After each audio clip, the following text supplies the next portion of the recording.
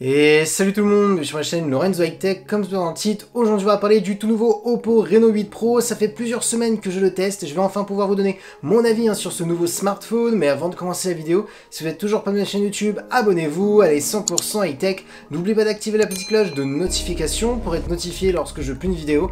Et aussi ma page Instagram Lorenzo High Tech, je ne sois des informations, des promotions, tout ça en story. Et maintenant c'est parti. Du coup, petit rappel en termes de prix, on est sur un smartphone à 799 €, donc un smartphone haut de gamme. Bien entendu, c'est pas le smartphone le plus premium chez Oppo. Maintenant, on va parler de l'écran. Alors, avant de vous donner mon avis sur l'écran, petit rappel des caractéristiques. On a une diagonale de 6,7 pouces avec une très bonne définition Full HD+.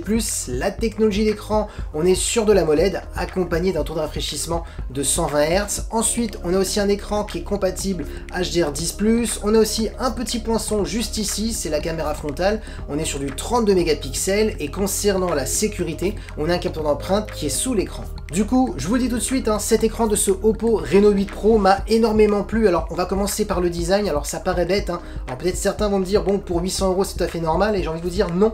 Pour 800 €, il y a encore pas mal de smartphones qui n'ont pas un écran qui est aussi bord à bord, borderless. Vous pouvez regarder au-dessus, sur les côtés, en dessous. Franchement, j'ai pris un gros plaisir à utiliser ce smartphone parce qu'on est vraiment sur un écran qui est très bord à bord, borderless. Souvent, il faut monter à 1000 €, 1200 €. Là, pour 799 €, ça c'est tout de suite la première chose qui m'a marqué. Ensuite, l'autre gros bon point sur ce Oppo Reno 8 Pro, et bien entendu, c'est son écran AMOLED qui est très bien calibré. On retrouve des couleurs plutôt fidèles, on n'est pas sur de la saturation, donc j'ai pris un plaisir à regarder des contenus multimédia. Donc si vous recherchez un smartphone pour regarder des séries, des films depuis votre smartphone, je peux vous dire que oui, cet écran AMOLED suffit largement, en plus avec son design très bord à bord, borderless, donc c'est vraiment très agréable. En plus, vous avez aussi la certification HDR10+, alors bien entendu, il faut avoir des contenus multimédia compatibles HDR10+, pour pouvoir en profiter. Ensuite, on a aussi un écran qui est 120 Hz, alors je peux vous dire que tout de suite, oui, on le ressent le 120 Hz, lorsque vous naviguez sur des pages web, lorsque vous scrollez, on ressent vraiment une très bonne fluidité, parfait aussi, je vais pas vous le cacher, pour faire du gaming. Je me suis amusé sur Call of Duty Mobile et franchement, on ressentait vraiment cette fluidité, donc oui, on peut dire qu'on a un écran qui est vraiment très polyvalent. Et concernant la luminosité, j'ai eu aucun souci, je l'ai utilisé en plein jour, avec pas mal de soleil, franchement là l'écran était très bien visible, donc en termes d'utilité, pareil, c'est parfait. Maintenant, parlant de la partie photo, on va pas se le cacher, Oppo a misé vraiment sur la photo, sur ce smartphone, parce que oui, pour la première fois sur ce Oppo Reno 8 Pro et pour la première fois pour la gamme Reno chez Oppo, on a la puce Marisilicon X, c'est une puce d'imagerie qui est là pour le traitement photo. On l'avait seulement sur les smartphones très premium, à partir de 1000 €, 1200 € chez les Oppo Fan X5 et Oppo Fan X5 Pro. C'est la première fois qu'on retrouve cette puce dans un tel smartphone, surtout dans la gamme Reno.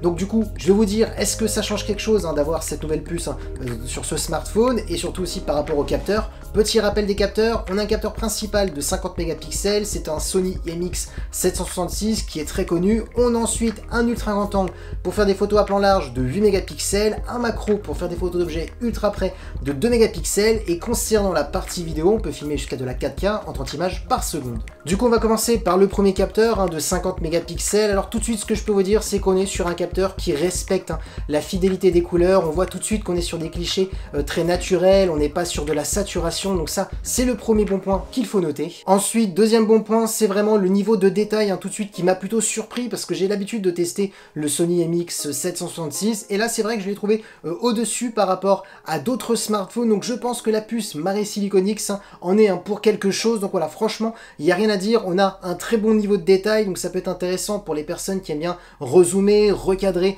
la photo, parce que plus vous avez de détails, plus vous pouvez rezoomer, recadrer la photo, donc ça peut être intéressant pour des retouches. Donc franchement, voilà, les deux gros bons points qu'il faut noter sur ce premier capteur de 50 mégapixels, c'est vraiment la fidélité des couleurs. On a vraiment des photos qui sont très naturelles, et bien entendu, c'est le niveau de détail. Maintenant, parlons de l'ultra grand angle de 8 mégapixels. Alors tout de suite, ce que je peux vous dire, c'est qu'on est en dessous par rapport au premier capteur principal. Tout de suite, ce que je peux vous dire, c'est qu'on va capter beaucoup moins de détails. Après, souvent, c'est vrai que les ultra grand angles sont quand même moins bons que les capteurs principaux. Ensuite, en termes de fidélité des couleurs, on est sur des photos un petit peu moins naturelles. Ça peut arriver de de temps en temps d'avoir des petites photos un tout petit peu saturées, mais bon, ça reste très raisonnable. Donc voilà, vous pourrez quand même faire de très belles photos, mais par contre, on est quand même en dessous par rapport au capteur principal. Et concernant le macro, bah, je vais pas vous le cacher que ça m'a plutôt déçu parce que j'ai vu des meilleurs macros sur d'autres smartphones, même si c'est vrai que les macros ne m'ont jamais surpris. Donc voilà, le petit souci, je vais pas vous le cacher sur ce smartphone, c'est que de temps en temps, une fois sur deux, les photos ne sont pas nettes, donc il faut s'y reprendre à plusieurs fois. Donc voilà, le petit défaut du macro sur ce smartphone. Ensuite, concernant les photos de nuit, concernant l'ultra grand angle, tout de suite ce que je peux vous dire, c'est qu'on est pareil comme les photos de jour, bien en dessous. Là, de temps en temps, ça peut arriver d'avoir un peu de bruit. On voit que le traitement photo a plus du mal à traiter l'image de ce capteur ultra grand angle. Maintenant, je vais pas vous le cacher, c'est pareil pour toutes les marques, pour tous les autres smartphones, souvent l'ultra grand angle, pareil pour les photos de nuit, c'est beaucoup plus compliqué. Maintenant, parlons de la partie vidéo. Alors ce que je peux dire, c'est que j'ai énormément apprécié la partie vidéo parce qu'on a un bon niveau de détail, on a des couleurs plutôt naturelles, on a aussi des vidéos qui sont plutôt stables parce que j'ai filmé, toutes les vidéos que vous voyez, j'ai filmé à main levée, donc voilà, franchement, c'est plutôt bien stabilisé. Le petit moins que je pourrais mettre, je vais pas vous cacher, concernant la vidéo, c'est qu'on est bloqué à de la 4K en 30 images par seconde. J'aurais énormément aimé avoir de la 4K en 60 images par seconde. Donc voilà, c'est le petit regret pour un smartphone à 799 €. Pour ma part, on aurait dû avoir de la 4K en 60 images par seconde. Maintenant, parlons de performance. Alors, petit rappel des caractéristiques, on a 8 Go de RAM. Comme processeur, on est sur un processeur de MediaTek, le Dimensity 8100 Max. Pour les gens qui ne connaissent pas ce processeur, on est sur un processeur équivalent à un processeur de Qualcomm, le Snapdragon 888. Alors certes, on n'est pas sur un équivalent d'un tout dernier processeur de Qualcomm, mais ça reste très largement suffisant pour utiliser des applications très gourmandes, des gros jeux vidéo comme Call of Duty Mobile. D'ailleurs, je me suis dit ça serait intéressant de tester un gros jeu comme Call of Duty Mobile en direct avec vous. Je vais vous montrer comment ça fonctionne. Du coup, ça y est, j'ai mis Call of Duty Mobile, donc je vais vous montrer les perfs qu'on peut avoir avec ce Oppo Reno 8 Pro. D'ailleurs, je voulais vous montrer que dans les paramètres, vous pouvez mettre avec ce processeur de MediaTek, le Dimensity 8100 Max, qu'on peut mettre les graphismes tout en très élevé. Regardez, les graphismes très élevés, les fréquences d'images par seconde en max. Donc voilà, on peut vraiment tout mettre au maximum. Donc on va faire un petit mode très classique, match à mort par équipe. Je vais vous montrer voilà, la fluidité du jeu vidéo. Donc franchement, là, il n'y a rien à dire. J'ai pris un plaisir à jouer à Call of Duty Mobile sur ce smartphone, donc vous allez voir que c'est vraiment très fluide. Du coup, ça y est, la partie commence. Donc voilà, je vous montre à peu près la qualité. Donc comme vous pouvez le voir, les graphismes sont vraiment super. Regardez la réactivité au niveau de l'écran, ça c'est le 120 Hz. Bien entendu aussi, on voit aussi que les graphismes ont été mis jusqu'au max, comme je vous ai montré dans les paramètres. Donc voilà, ce processeur de Dimensity, de MediaTek, le Dimensity 8100 Max, permet vraiment de jouer à Call of Duty Mobile avec les graphismes jusqu'à très élevés. Bien entendu, j'ai pris Call of parce que j'adore ce jeu de mobile, mais tout ce qui est Genshin Impact et tous les autres gros jeux vidéo que vous retrouvez sur le store, vous pouvez bien entendu jouer à n'importe quel jeu avec de tels graphismes. Du coup voilà, vous avez eu un petit aperçu de ce processeur de MediaTek en termes de performance pour le gaming. Donc voilà, on est sur un processeur plutôt performant. Ensuite, un bon point qu'il faut noter, c'est qu'il ne chauffe pas. Donc ça peut être un bon point pour les personnes qui font du gaming pendant des heures ou des tâches plutôt gourmandes. Ensuite, concernant le son, on est sur un son stéréo. Alors mon avis, c'est qu'on est sur un son qui est correct, mais c'est pas le meilleur son que j'ai retrouvé sur un smartphone à ce tarif, à 799 €. Un bon point, c'est qu'on est sur un son qui est plutôt puissant, mais par contre, le mauvais point, c'est que ça peut vite monter en saturation. Donc voilà, on est sur un son qui reste correct. Ensuite, concernant la batterie, petit rappel, on est sur du 4500 mAh avec de la recharge rapide de 80 watts. En simplement 10 minutes, vous pouvez gagner 50% de batterie. Donc là, ce que je peux vous dire concernant la batterie, on est sur une très bonne autonomie. Vous tenez largement une très grosse journée en regardant des vidéos sur YouTube, en faisant un peu de gaming, en checkant vos mails, en surfant sur le web. Donc voilà, avec une utilisation plutôt intensive, et franchement, vous tiendrez largement une très grosse journée. Donc ça, c'est quand même le bon point de ce smartphone. Et concernant la recharge rapide, franchement, il n'y a rien à dire. C'est vrai que c'est vraiment très plaisant. En quelques minutes, hop, vous gagnez quelques pourcentages. Donc ça, c'est un bon point. Donc l'autonomie aussi, je suis plutôt satisfait. Du coup, le bilan de ce Oppo Reno 8 Pro, le bilan est plutôt positif. Alors, je vais vous donner tous les points positifs et ensuite les points négatifs.